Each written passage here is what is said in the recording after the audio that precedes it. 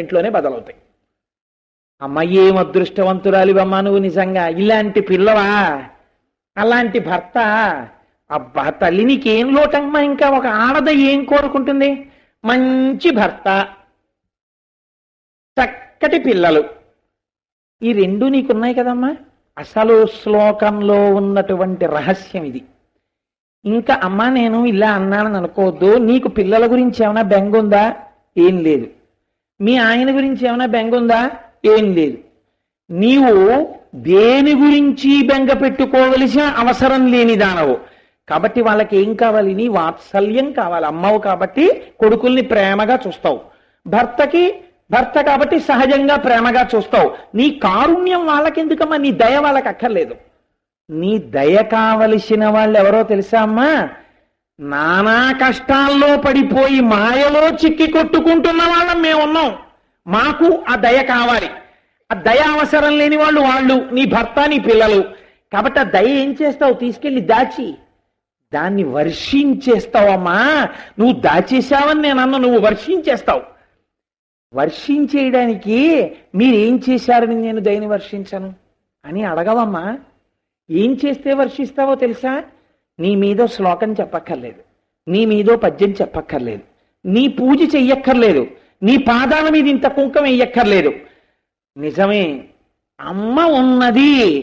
అమ్మ ఎందుకు రక్షించదు? అమ్మ రక్షించి తీరుతుంది. అమ్మ దయాశాలి అని నమ్మినవాడు అమ్మ మ్రోలకి వెళ్ళి ఇలా రెండు చేతులు కలిపి ఇలా వంగితే, అమ్మా ఆనమ్రేషు జనేషు పూర్ణ కరుణ వైదగ్ధ్యముక్తాలయ, ఇలా వంగితే చాలు.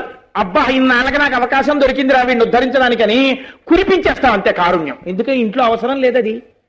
అందుకని ఇప్పుడు ఏం చేస్తావు? వాడి మీద కురిపించేస్తుంటావు. అలా వంగపోతే ఎవడి తప్పు? మా తప్పు. అమ్మా ఇలా అంటాం, అంతకన్నా మాకేం రాదు. నువ్వేం చెయ్యాలి? కురిపించేయాలి. ఎందుకు కురిపించేయాలి? ఏమయ్యా నేను అలా కురిపించేస్తే నా దయంతా అయిపోదా? దాని అవసరం ఎందుకమ్మా? మీ ఇంట్లో ఏముంది అసలు? నీకు అక్కర్లేదుగా. మా మీద కురిపించే తల్లి. అవసరం ఉన్న వాళ్ళం మేము. ఎవరికి అక్కర్లేని దయ నీ దగ్గర ఉండిపోయింది, మా మీద పారే. నీకు అడ్డేంటి? ఎంత గడుసుగా ప్రతిపాదన చేస్తున్నారో చూడండి. మార్గం కూడా చెప్పేస్తున్నారు. ఇలా నిలబడి నమస్కారం చేయకు.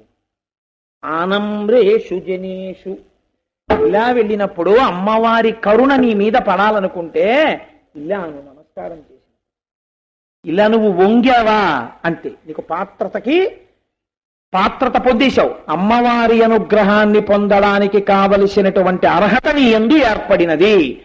ఒక్కసారి అలా అంటే చాలు, నీకు వచ్చేసింది అంతే. అది మొండి పట్టుదలతోను నాకు ఇంకింతకన్నా ఏం రాదు, నేనేం చేయనని ఇలా అన్నా సరే చాలు, ఆవిడ దాన్ని అర్హతగా స్వీకరిస్తుంది. అంత గొప్ప విషయం. నాకు మొండి పట్టుదల అంటే ఒక విషయం జ్ఞాపకానికి వస్తోంది. వెనకటికి ఒక బ్రాహ్మణుడికి ఒక కుమారుడు ఉండేవాడు. ఆయన వేదాలు నేర్పుదాం, సంధ్యావందనం నేర్పుదాం, వీడికి అది నేర్పుదాం, ఇది నేర్పుదాం అని ప్రయత్నం చేస్తే ఒక్కటి నేర్చుకోకుండా బజారు తిరుగుళ్ళని నేర్చుకున్నాడు ఆ పిల్లాడు. ఆయనకి అసహ్యం వేసి నువ్వు ఇంట్లో ఉండద్దు, బయటికి పొమ్మన్నాడు. అమ్మయ్య గొడవ వదిలిపోయింది, సంధ్యావందనం చేయమంటని వాడు ఊరి మీద పడి కనబడ్డవన్నీ తిని కనబడ్డవన్నీ అనుభవిస్తూ తిరుగుతున్నాడు. ఇలా తిరుగుతూ ఉండగా ఉజ్జయిని, ఆ వంగదేశాన్ని పరిపాలించేటటువంటి సత్యవంతుడనబడేటటువంటి రాజు యొక్క కుమార్తె అయినటువంటి ఆవిడ పేరు సర్వమంగళ. సర్వమంగళ అనబడేటటువంటి తన కూతురికి విద్యలు నేర్పడానికి ఒక గురువుని పెట్టాడు ఆ రాజుగారు. అన్ని విద్యలు నేర్చుకున్న తర్వాత రాజు అన్నాడు, పట్టుకెళ్ళమ్మా గురుదక్షిణ తాంబూలం సమర్పించన్నాడు. ఈ పిల్ల పట్టుకెళ్ళి తాంబూలం ఇస్తే గురువు అన్నాడు, నేను దీనికోసం నీకు విద్య నేర్పలేదు, నువ్వు నా భార్యవి కావాలన్నాడు. మీరు గురువులు, నేను శిష్యురాల్ని. గురువు నోటి వెంట ఆ మాట రాకూడదు, నేను అంగీకరించనకూడదు, నేను నీ భార్యని కానని ఆవిడ వెళ్ళిపోయింది. ఆ గురువు పగపట్టాడు, నీకు జీవితంలో సరి అయిన భర్త దొరకకుండా చేస్తానని.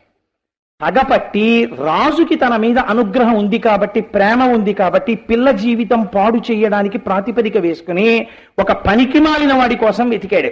ఈ బ్రాహ్మణుల పిల్లాడు దొరికాడు. మంచి వర్చస్సు ఉందిగా, అందుకని వీడిని పిలిచి, ఒరే నిన్ను రాజకుమార్తెకిచ్చి పెళ్లి చేస్తాను, ఒక్కటే నియమం, నువ్వు నోరెత్తకూడదంతే. కాబట్టి ఇప్పుడు ఆ పిల్లాడికి తలస్నానం చేయించేశాడు, పట్టుపుట్టాలు కట్టేశాడు, విభూతి పెట్టేశాడు, చక్కటి బొట్టు పెట్టేశాడు, ప్రకాశించేస్తున్నాడు ఆ పిల్లాడు. తీసుకెళ్లాడు, కూర్చోబెట్టాడు రాజ్యసభలో. మహావిద్వాంసుడు, సమస్త వేదములు, సమస్త పురాణములు, ఉపనిషత్తులు అన్నీ తెలిసి ఈయనకి. కానీ ఇతనికి ఒక నియమం ఉంది, పెళ్ళయ్యే వరకు మాట్లాడడం. మహారాజా, ఇతని పాండిత్యం నాకు తెలుసు, కాబట్టి ఇతనికిచ్చి మీ పిల్లని వివాహం చేయండి అన్నాడు.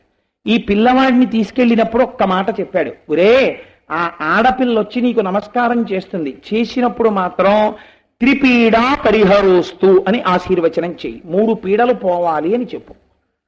అంటే ఆ పిల్ల వచ్చింది, గురువుగారి మాట నమ్మాడు, రాజుగారు దండం పెట్టమన్నాడు, సర్వమంగళ వచ్చింది, నమస్కారం పెట్టింది. వాడన్నాడు త్రిపీడాస్తు అన్నాడు, నీకు 3 పీడలు కలుగుగాక. అంటే సభలో ఉన్న వాళ్ళందరూ ఇదేంటి అంత గొప్ప విద్వాంసుడు అన్నాడు, త్రిపీడాస్తు అంటున్నాడు ఏమిటి అని చూశారు. అంటే ఆ గురువుగారు లేచి అన్నాడు, వాడంతా వెర్రివాడు అనుకుంటున్నారు మీరు, వాడేం వెర్రివాడు కాడు, వాడు చాలా గొప్ప విద్వాంసుడు. వాడు ఏ 3 పీడలు కలగాలని ఆలోచన చేస్తున్నాడో తెలుసా ఆ పిల్లకి? ఆసనే పుత్ర పీడాతు. ఆ పిల్ల ఎప్పుడైనా కూర్చుంటే అమ్మయ్య కాసేపు కూర్చుందాం అనేటప్పటికీ గంపెడి పిల్లలు వచ్చి అమ్మ నాకు కూరెట్టమ్మా, అమ్మ నాకు పాలు ఇయ్యమ్మా, అమ్మ నాకు మంచినీళ్ళు ఇయ్యమ్మా అని మీద పడిపోలేడంత మంది పిల్లలు వేధించేసేటట్టుగా పీడ కలుగుగాక. అంటే ఈ పిల్ల గొప్ప సంతానవతి యగుగాక, అది మొదటి పీడ. రెండో పీడ ఏంటి? ఆ పిల్ల ఇంటికి ఎప్పుడూ కూడా బంధువులనేటటువంటి పీడ పట్టి ఇంట్లో ఎప్పుడూ పదార్థాలు చేయడం వడ్డిస్తూ ఉండడం జరగాలి. అంటే ఆ ఇల్లు బంధుమిత్రులకు ఆలవాలనవ్వాలని పీడగా ఆయన ఆశీర్వచనం చేశాడు. మూడోది శయనే భర్తృపీడాచ. ఆ పిల్లకి ఎంత వృద్ధురాలైపోయినా శయనమునందు భర్త వలన పీడ కలుగుగాక. అంటే దానికి పెద్ద వ్యాఖ్యానాలు ఎందుకంటే అక్కర్లేదు. శయనే భర్తృపీడాచ. ఈ 3 పీడలు ఆ పిల్లకి బహుకాలము కలుగుగాక అని ఆశీర్వచనం చేశాడు ఆయన అన్నాడు. అంటే పొంగిపోయారు అందరూ, అయ్య బాబోయ్ ఎంత గొప్పగా చెప్పాడండి, పీడ రూపంలో ఆశీర్వచనం చేశాడన్నారు. ఇద్దరికి పెళ్లి చేసేశారు. పెళ్లి చేసేసిన తర్వాత రాత్రి వెళ్లి హంసతూలికా తల్పం మీద గుర్రు పెట్టి నిద్రపోతున్నాడు. ఈ పిల్ల వెళ్ళి నిద్ర లేపింది. నిద్ర లేపితే నోట మాటే రాదు. ఆ పిల్ల కనిపెట్టింది, ఓహో వీడికి విద్య లేదు, గురువు పగపట్టి నాకు ఇటువంటి వాడిని ఇచ్చి వివాహం చేశాడు. ఆ పిల్లంది, ఈ రాజధానికి ఒక నియమం ఉంది, కాశీపట్టణంలో వారాహి ఎలా తిరుగుతుందో అలా ఇక్కడ కాళికాదేవి రాత్రి వేళల బయట తిరుగుతూ ఉంటుంది. నువ్వు కాళికాలయం లోపలికెళ్ళి తలుపేసేసుకుని నేను చెప్పిన మంత్రాన్ని అనుష్ఠానం చెయ్యి. కాళికాదేవి తెల్లవారుతుండగా వస్తుంది, వచ్చి తలుపు తీయమంటుంది. తీయకు, మొండితనంతో కూర్చో, నే తీయనను. తీయరా అంటుంది ఆవిడ. నే తీయనను. ఆ తర్వాత ఏం జరుగుతుందో నువ్వు చూడండి. వీడు మొండాడు, అంతే వాడికి ఉన్నది. వెళ్ళిపోయి కూర్చున్నాడు, లోపల తలుపేసుకున్నాడు, లోపల మంత్రం చేస్తున్నాడు. తెల్లవారిపోతోంది, కాళికాదేవి తిరిగి వచ్చింది, తలుపు కొట్టింది. దేవుడి తలుపు వేసిందని తలుపు తీయండి. నే తీయనన్నాడు వాడు. తలుపు తీ అందావిడ. నే తీయను అన్నాడు వాడు. ఎందుకు తీయవురా నువ్వు? తలుపు తీయమని చెప్తున్నాను కదా, తెల్లవారిపోతోందండి. నాకు విద్య కావాలి అన్నాడు వాడు. అవతల తెల్లవారిపోతోందిరా, నేను లోపలికి వెళ్ళిపోవాలి గుళ్ళోకి. ఒక పని చేయి, కుంచకోల పెట్టి తలుపు తీయడానికి ఒక రంధ్రం ఉంటుంది, ఆ కుంచకోల అందులో పెట్టి గడియ పైకెత్తుతారు, అందులోంచి నాలుక పైన పెట్టు, బీజాక్షరాలు రాసేస్తానండి. ఆ కుంచకోల కన్నంలోంచి నాలుక బయట పెట్టాడు ఈ మూర్ఖుడు. ఆవిడ బీజాక్షరాలు రాసింది, నాలుక వెనక్కి తీసి తలుపు తీశాడు. కాళికాదేవి లోపలికి వస్తోంది. మాణిక్య వీణాం ఉపలాలయంతీం మదాలసాం మంజులవగ్విలాసాం మహేంద్ర నీలజ్యుతి కోమలాంగీం మాతంగ కన్యాం మనసా స్మరామి. చతుర్భుజే చంద్రకళావతంసే కుచోన్నతే కుకుమరాగశోణే పుండ్రేక్షు పాశాంకుశ పుష్పబాణహస్తే నమస్తే జగదేకమాతః. మాతా మరకతశ్యామా మాతంగీ మధుశాలిని కుర్యాత్ కటాక్షం కళ్యాణి కదంబవనవాసిని.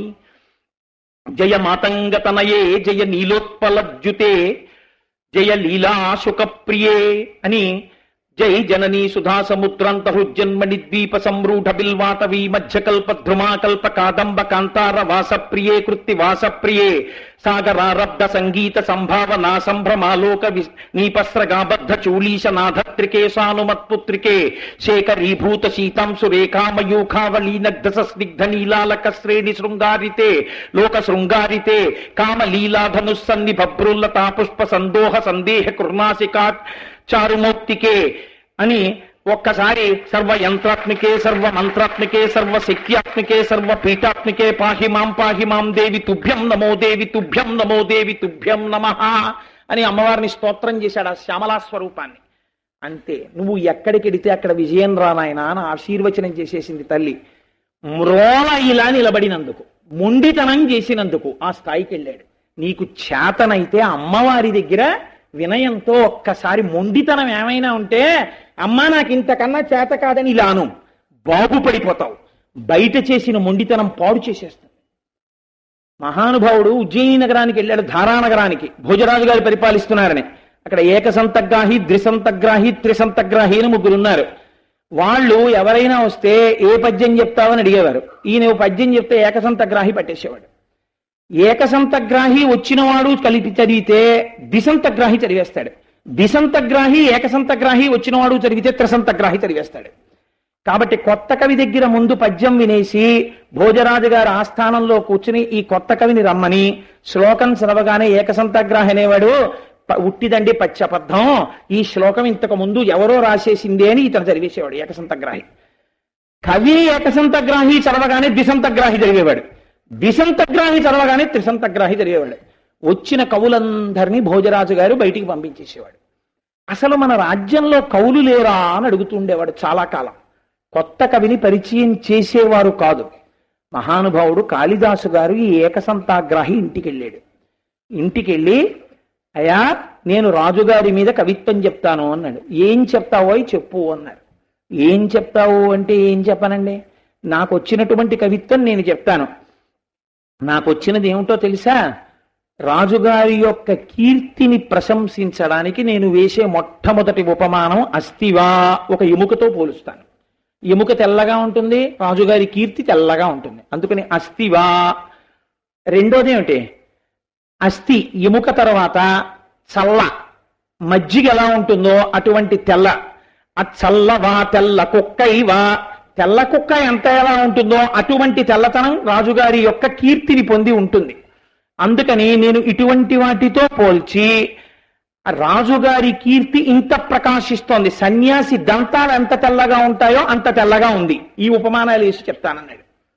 అంటే ఏకసంతాగ్రహం అనుకున్నాడు, అసలు ఎవడైనా కీర్తికి ఉపమానం వేసేటప్పుడు ఎముకని, చల్లని, తెల్ల కుక్కని, సన్యాసి దంతాన్ని ఇలాంటివి వేస్తాడా? వీడిని తీసుకెళ్లి పరిచయం చేయాలి రాజుగారికి. చేస్తే ఇలాంటి కవులా ఉన్నారు, మావాడే చాలా గొప్పవాడు అనుకుంటాడు, మనకి బాగా కీర్తి వస్తుందని రేపు రారా నీతో చెప్పిస్తాం కవిత్వం అన్నారు. ఈయన మాట్లాడుతున్నప్పుడు కనిపెట్టాడు మహానుభావుడు కాళిదాసు గారు, ఈయనకి టా పలకదు డా పలకదు అని తెలుసుకున్నాడు. కాబట్టి చిన్న నత్తి దోషం ఉంది. నిజంగా రాజ్యసభలోకి వెళ్ళాడు. మహారాజా ఈయన పద్యం చెప్తాడు వినండి అన్నారు. ఏది చెప్పన్నారు? షడ్జామజ్జక రాజ్య విద్య వసుధాజ్జాలాంశ్చ మజ్జా కిరేట్ కిట్కేట్ కిక్కిధరే కనకన ఖర్జూర లుడ్భ్రం భ్రమ లుడ్భ్రం లుడ్భ్రమ లుడ్భ్ర లుడ్భ్ర లుడ లుడ్భ్ర భ్రుభ్ర గస్తస్తథా పాదౌ తేటి తటేటి తేటి బుర తప్రఖ్యాతి సత్యాదయః అన్నాడు. షడ్జామజ్జక రాజ్య విద్య వసుధాజ్జాలాంశ్చ మజ్జా కిరేట్ కిట్కేట్ కిక్కిధరే కనకన అనేటప్పటికీ ఏకసంతాగ్రాహి నూరెళ్ళబెట్టాడు. అందులో అంతా టకారం డకారం టకారం డకారం పడిపోతుంది. ఈ రెండింటితో మనకి శత్రుత్వం. వీడేమిట్రా ఏదో తెల్ల ఎముకన్నాడు అదన్నాడు, మన ఇంటి దగ్గరికి వచ్చి ఇక్కడికొచ్చి షడ్జామజ్జక రాజ్య విద్య వసుధాజ్జాలాంశ్చ మజ్జా కిరే కిక్కేట్ కిక్కిధరే కనకన. ఏమిటి పద్యం? అడిలిపోయాడు. అడిలిపోయి ఊరుకున్నాడు. ఏకసంతగ్రాహి ఆగిపోతే ద్విసంతగ్రాహి, ద్విసంతగ్రాహి అయిపోతే త్రిసంతగ్రాహి.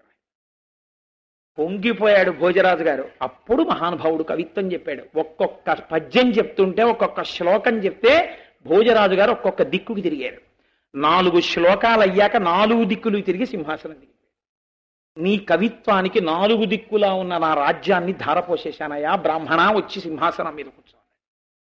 మహానుభావ, మీరు పరిపాలించాలి కానీ నేను పరిపాలించడం ఏమిటి? వీళ్ళు ఇటువంటి దుర్మార్గపు బుద్ధితో ఉన్నారని బయట పెట్టడం కోసమని నేను మీ దగ్గర ఇలా ప్రవర్తించాను, వీళ్ళ దగ్గర ఒకలా మీ దగ్గర ఒకలా కవిత్వం చెప్పానన్నారు. అప్పుడు వాళ్ళని శిక్షించాడు భోజరాజు గారు. అమ్మ అనుగ్రహం కలిగినటువంటి కాళిదాసు గారు జీవితాంతం ఎన్ని విచిత్రాలు చేశారో ఇలాంటివి.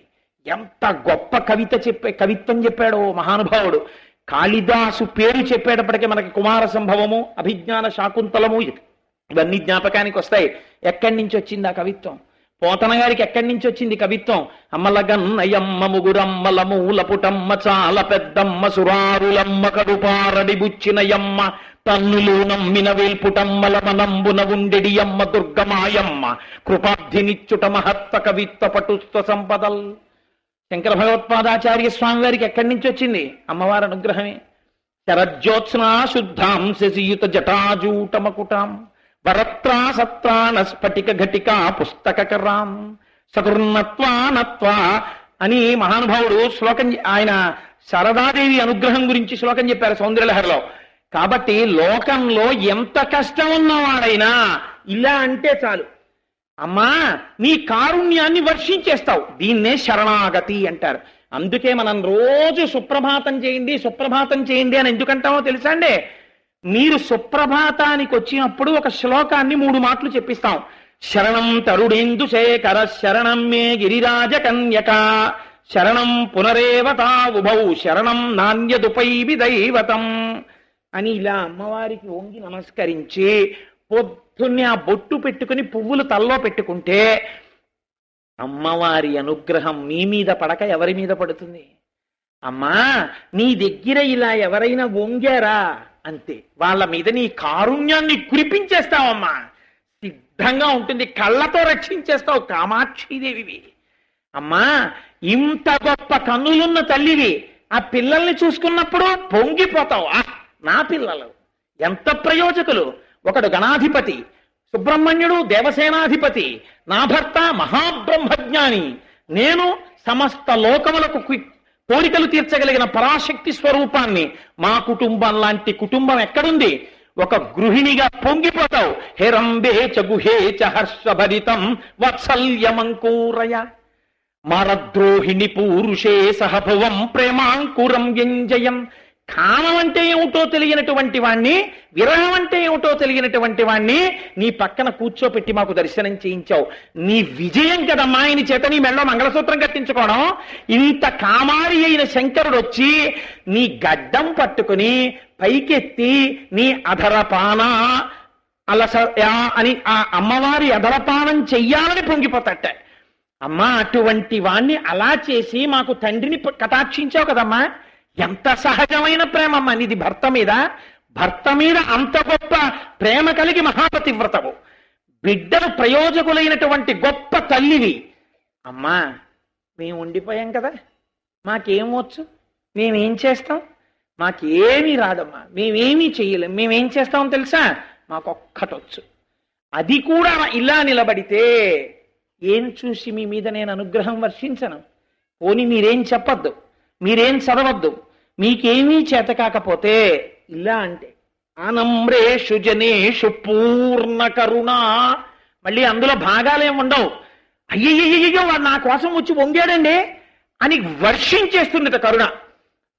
వర్షించేస్తే ఏం చేస్తుంది? నిన్నటి రోజున చెప్పాను, కామకోటి, మీ కోరికలు ఏవైనా ఆవిడ తీర్చేస్తుంది. మీకు ఒక యథార్థం చెప్తున్నానండి. నాకు ఒక తల్లి హైదరాబాద్ నుంచి ఓ రోజున ఫోన్ చేశారు. ఆవిడ సభలో ఉన్నారేమో నాకు తెలీదు. హైదరాబాద్ నుంచి ఒక రోజున ఫోన్ చేశారు, అయ్యా మా వారి కిడ్నీస్ ఫెయిల్ అయిపోయాయి, శరీరమా ఆపరేషన్కి పర్మిట్ చేయదు, ఆయనకి మ్యాసివ్ హార్ట్ స్ట్రోక్ వచ్చింది, నా భర్తకి బైపాస్ సర్జరీ చేస్తే బతుకుతాడో అని చెప్పలేం, చేయకపోతే చచ్చిపోతాడో ఖాయంగా చెప్తాం అని డాక్టర్లు అంటున్నారు. ఆయన శరీర పరిస్థితి అటువంటిది. ఆపరేషన్ చేస్తే బతుకుతాడని నమ్మకం లేదంటున్నారు. కానీ నాకు సుమంగళిగానే బతకాలని కోరికుంది. నా భర్త ఆపరేషన్ టేబుల్ మీద ఖచ్చితంగా ఆ ఆపరేషన్ సక్సెస్ అయి బయటికి రావాలంటే నాకొక్క నమ్మకం ఉంది, అమ్మవారు నా పసుపు కుంకాలు నిలబెడుతుందని నాకు నమ్మకం ఉంది. ఒక్క శ్లోకం పేరు చెప్పండి, మా ఆయన ఆపరేషన్ జరుగుతున్నంతసేపు నేను తలస్నానం చేసి వెళ్ళి కూర్చుని ఆ ఆపరేషన్ థియేటర్ ముందు కూర్చుని డాక్టర్లు బయటికి వచ్చి ఏదో ఒక మాట కాదు, ఆపరేషన్ సక్సెస్ అని చెప్పి తీరుతారు. నేను చేస్తున్నటువంటి ఆ శ్లోక ప్రభావం నా భర్తని రక్షించి తీరుతుంది. పరాశక్తి యొక్క కంటిలోంచి అనుగ్రహం పడి నా మాంగళ్యం నిలబడుతుంది. ఒక్క శ్లోకం మీ నోటితో చెప్పండి, నేను చదువుకుంటానన్నారు ఆవిడ. నేను తెల్లబోయి అన్నం తింటున్నాను. ఆ రోజున కార్డ్లెస్ లో మాట్లాడుతున్నాను. ఆవిడ పరిస్థితికి నేను తెల్లబోయి, అమ్మా మీరు ఒక పని చేయండి, అమ్మవారి తాటంక మహిమ అన్న శ్లోకం ఒకటి ఉంది, ఆవిడ ఐదోతనం ఎటువంటిదో ఇంకోళ్ళ ఐదోతనం కూడా అటువంటిదే అని రక్షిస్తుంది ఆవిడ. మీరు సుధామప్యాస్వాద్య ప్రతిభయజరా మృత్యుహరిణి ఆ శ్లోకం చదువుకోండమ్మా అన్నారు. ఆ తల్లి ఒక్కరోజు అయిపోగానే నాకు ఫోన్ చేశారు. అయ్యా, నేను పూర్తి నమ్మకంతో మా బంధువులందరూ బెంగపెట్టుకున్నా, అమ్మవారు ఉండగా నా మంగళసూత్రము తెగడమా జరగదు, తల్లి అనుగ్రహంతో ఈ మంగళసూత్రం నిలబడుతుంది అని పూనికతో ఆ శ్లోకం చదువుకుంటూ కూర్చున్నాను. నా భర్త ఆపరేషన్ సక్సెస్ అయ్యి ఏమీ పర్వాలేదని డాక్టర్లు ప్రకటించారు. మేము తిరిగి ఇంటికి వెళ్ళిపోతున్నాం. ఇంకొక ఆశ్చర్యకరమైన విషయం, ముగ్గురికి 3 రకాలుగా కనపడుతోంది. కొడుకుల పట్ల వాత్సల్యంగా కనపడుతోంది. నీ కొడుకుల్ని చూసుకున్న నీ సంతోషం కనపడుతోంది. నీ భర్త పట్ల సహజ ప్రేమ కనపడుతోంది. మాలాంటి వాళ్ళ పట్ల ఇలా వంగితే వర్షించగలిగిన పూర్ణ కరుణ కనపడుతోంది. అమ్మా, అటువంటి చిరునవ్వుని నేను నా వాక్కులతో వర్ణించనమ్మా, ఎన్ని మాటలు చెప్తే సరిపోతాయి. కామాక్షి స్మిత మంజరీ తవ కథంకారం మయా కచ్చతే. నేను ఏమని వర్ణించానమ్మా? ఒక్క మాట చెప్పి పూర్తి చేసేస్తాను. ఇవాళ శరన్నవరాత్రుల్లో సరస్వతీ పూజ అయిందని కాళిదాసు గారి వృత్తాంతాన్ని ఇవాళ అమ్మవారే కల్పించింది బహుశా. కాబట్టి చూడండి, చంద్రశేఖర పరమాచార్య స్వామివారి దగ్గరికి వెళ్ళి ఒక ఆయన, నా కూతురు పెళ్లి చేసుకోవాలండి, నాకు ఇన్ని బంగారు కాసులు కావాలి, మీ దగ్గరికి వస్తే దొరుకుతాయని మీరు రక్షిస్తారని చెప్తే వచ్చాను, నన్ను అనుగ్రహించండి అన్నాడు. నేను నీ కూతురు పెళ్లికి బంగారు కాసులు ఎక్కడిస్తానరా? నన్ను అడిగితే ఏమిస్తుంది? వెళ్ళి కామాక్షి అమ్మవారి గుళ్ళో కూర్చుని అదే పనిగా ఈ మాట చెప్పు, వెళ్ళి అమ్మవారి ఇస్తుంది నీకన్నారు. ఇది నమ్మకం పరమాచార్య స్వామికి. అందుకనే నడిచే దేవుడు అయ్యాడు ఆయన. అమ్మవారికి చెప్పి చెప్పి చెప్పి చెప్పి చెప్పి అమ్మా నా కూతురు పెళ్లి ఒప్పేసుకున్నాను, ఏదో 10 13 బంగారు కాసులు కావాలి, ఆ బంగారు కాసులు ఇప్పించమ్మా, బంగారు కాసులు ఇప్పించమ్మా, బంగారు కాసులు ఇప్పించమ్మా. అమ్మతో కొడుకు మాట్లాడినట్టు అదే పనిగా శ్లోకం లేదు, సంస్కృతం లేదు, సంకల్పం లేదు, ఇదే చెప్పాడు ఆయన. చెప్పేసి అయ్యా చెప్పానండి ఎప్పుడు ఇస్తుందని అడగడానికి వచ్చాడు. ఎంత మాయకుడో చూడండి. పరమాచార్య స్వామి వారి దగ్గరికి మళ్ళీ తిరిగి వచ్చాడు. కూర్చున్నారు పరమాచార్య స్వామి. ఏమిరా అన్నారు. అమ్మవారికి చెప్పానండి ఎప్పుడు ఇస్తుందన్నారు. ఓ నవ్వు నవ్వారు. అంతలో ఒక జమీందారు వచ్చి, ఎప్పటి నుంచో భగవన్ నాకొక కోరిక, మీకొక్క 13 బంగారు కాసులు ఇచ్చుకోవాలని కోరిక, అందుకు వచ్చానండి అని 13 బంగారు కాసులు అక్కడ పోశాడు. ఒరే నీ కోరిక కామాక్షి అమ్మవారు విందవు పట్టుకుపోయి పెళ్లి చేసుకో అన్నారు. నమ్మిన వాడికి నమ్మినంత. మీకు నమ్మకం ఉంటే చెట్టు మీద ఉంటే కొమ్మ, గూట్లో పెడితే బొమ్మ, పూజా మందిరంలో ఉంటే అమ్మ. మీ నమ్మకం పూజ, మీ నమ్మకం మీ రక్షణ, మీ నమ్మకం మీకు కవచం. కాబట్టి అమ్మవారి దగ్గర వంగితేనే ఇంత గొప్పతనం ఉంటే, అమ్మవారి దగ్గరకు వచ్చి సుప్రభాతం చెప్పి, అమ్మవారి దగ్గరికి వచ్చి కుంకుమార్చన చేసి, అమ్మవారి యొక్క పూజ చూసి అమ్మవారి ప్రసాదం తిన్నవాడికి ఎంత ఫలితం ఉంటుందని చెప్పడానికి నా వాక్కు సరిపోతుంది. మూకశంకరులంతటి వారు చెప్పలేనమ్మా అని చెయ్యెత్తేస్తే చెప్పే సాహసం నేను చేయనా? మీరు అనుభవించి తరించవలసినదే. కనుక రేపు మనందరం అష్టలక్ష్మి పూజ చూసి ఆ వైభవాన్ని పొంది, ఇవాళ శుక్రవారం అని అందుకే అమ్మవారికి పసుపు తాళ్లతో పూజ చేశారు. అమ్మ పాదములకు తగలగానే ఆ పసుపు తాడులోకి ఆ శక్తి ప్రవేశిస్తుంది. ఆ పసుపు తాళ్లు సువాసినులందరికీ ఇవాళ ఏకాంత సేవ అయిపోగానే ప్రసాదంతో పాటు ఇస్తారు. 3 శ్లోకములు, 3 సత్యం ప్రపంచంలో. అందుకే మూక పంచశతిలోంచి 3 అద్భుతం, అన్ని అద్భుతాలే, 500 శ్లోకాలు కూడా. కానీ ఐక్షిషి పాశాంకుశధర పుష్ప ఆ శ్లోకం ఒకటి. రెండోది మొన్న మీకు నవగ్రహాల మీద చెప్పినటువంటి దధానోభస్వత్త అమృతలయో లోహిత వపుహు ఆ శ్లోకం ఒకటి. ఇవాళ చెప్పిన హేరంబేచ గుహేచ హర్షభరితం మత్సల్యమంకూరయ ఈ 3 శ్లోకాలతోటి మీ అందరికీ ఇవాళ మూక పంచశతి ప్రసాదంగా బయట కార్డులు కూడా పంచిపెడతారు ప్రసాదంలో. ఇవన్నీ ఏకాంత సేవ తర్వాత ఇస్తారు. కాబట్టి ఇవాళ మీ అందరూ ఉండి సువాసినులందరూ పసుపు తాళ్లు తీసుకోండి. చక్కగా దంపతులుగా వస్తే ఒక కార్డు తీసుకోండి. ఒకవేళ భర్త కాని భార్య కాని రాకపోతే రెండో వాళ్ళు ఒక కార్డు తీసుకోండి. చక్కగా చదువుకుని మనందరం అమ్మవారి అనుగ్రహాన్ని పొంది సంతోషంగా ఉండేటటువంటి అనుగ్రహము మా తల్లి అనుగ్రహము చేత మన యందు ప్రసరించుగాక అని తల్లి పాదములు పట్టి ప్రార్థన చేస్తూ మంగళాశాసన పరై మదాచార్య పురోగమై సర్వైశ్చ పూర్వైరాచార్యై సత్కృపాయాస్తు మంగళం. మంగళం కోసలేంద్రాయ మహనీయ గుణాత్మనే చక్రవర్తి తనూజాయ సర్వభౌమాయ మంగళం. ఉమాకాంతాయ కాంతాయ కామితార్థప్రదాయినే శ్రీగిరీశాయ దేవాయ మలినాథాయ మంగళం. కరచరణ కృతం వా కర్మ వర్కాయజం వా శ్రవణనైనజం వా మానసం వాపరాధం విహితం వా సర్వమేత్తక్షమస్వ శివ శివ కరుణాబ్ధే శ్రీ మహాదేవ శంభో. సర్వం శ్రీ ఉమామహేశ్వర పరబ్రహ్మార్పణమస్తు. స్వస్తి.